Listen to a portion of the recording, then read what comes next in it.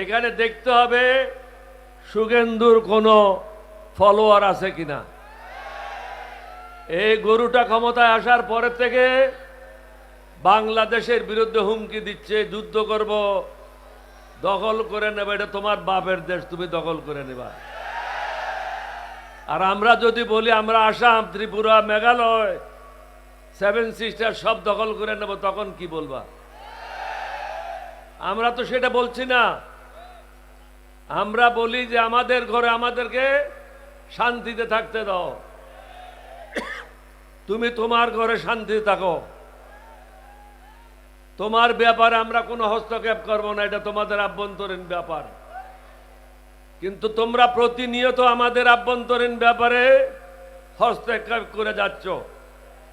বাংলাদেশকে অশান্ত করার ব্যাপারে ভারত এখন নতুন পদক্ষেপ নিয়েছে।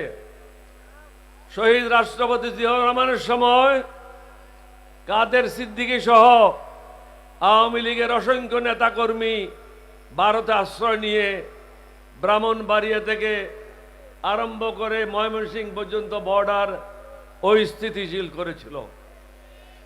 এটাকে ঠিক করতে আমাদের অনেক কষ্ট হয়েছে। তৎকালীন ভারতের প্রধানমন্ত্রী, উনার সাথে কথা বলে, উনি খুব ভালো লোক ছিলেন, ভদ্রলোক ছিলেন, উনি এই সমস্যা নিজেই সমাধান করেছিলেন। কিন্তু এখন ভালো লোক, ভদ্রলোক ভারতে ক্ষমতায় নাই।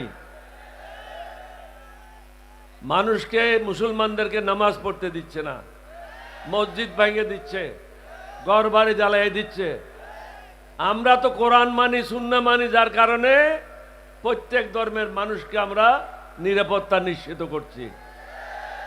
আমাদের দেশে তো কোনো ঘটনা ঘটে না, কারণ আমরা আমার নবীর উম্মত।